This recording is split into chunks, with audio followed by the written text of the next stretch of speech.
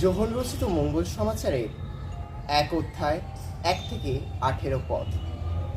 আদিতে ছিলেন বাণী, বাণী ছিলেন ঈশ্বরের সঙ্গে, বাণী ছিলেন ঈশ্বর। আদিতে তিনি ঈশ্বরের সঙ্গেই ছিলেন। তার দ্বারা সব কিছু অস্তিত্ব পেয়েছিল, এবং যা কিছু অস্তিত্ব পেয়েছিল তার কোনো কিছুই তাকে ছাড়া অস্তিত্ব পায়নি। তার মধ্যে ছিল জীবন, সেই জীবন ছিল মানুষের আলো। অন্ধকারে সেই আলোর উদ্ভাস, আর অন্ধকার তাকে আচ্ছন্ন করতে পারেনি। ঈশ্বর প্রেরিত একটি মানুষের আবির্ভূত হল, তার নাম যোহন। তিনি এলেন সাক্ষী দিতে, সেই আলোরই বিষয় সাক্ষী দিতে। তার কথা শুনে যাতে সবার অন্তরে বিশ্বাস জেগে উঠতে পারে।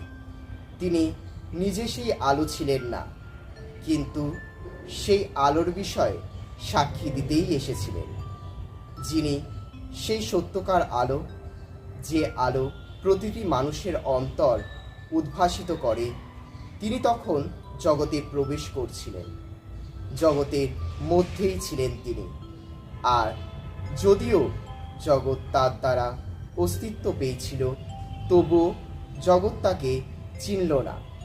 তিনি এসেছিলেন আপন গৃহে, অথচ তার আপন জনেরা তাকে গ্রহণ করল না।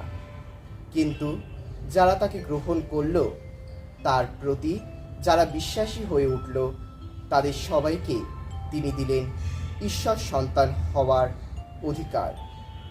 রক্তগত জন্মে নয়, দেহের বাসনা থেকে নয়, পুরুষের কামনা থেকেও নয়, তাদের এই জন্ম ঈশ্বর থেকেই।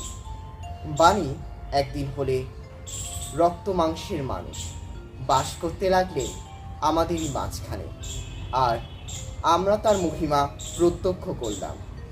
একমাত্র পুরুষ হিসাবে পিতার কাছ থেকে পাওয়া সেই যে মহিমা, ঐশ্য অনুগ্রহ ও সত্যের সেই যে পূর্ণতা, তার সম্বন্ধে এই হলো যোহনের সাক্ষ্যবাণী, এই হলো তার উদাত্ত ঘোষণা।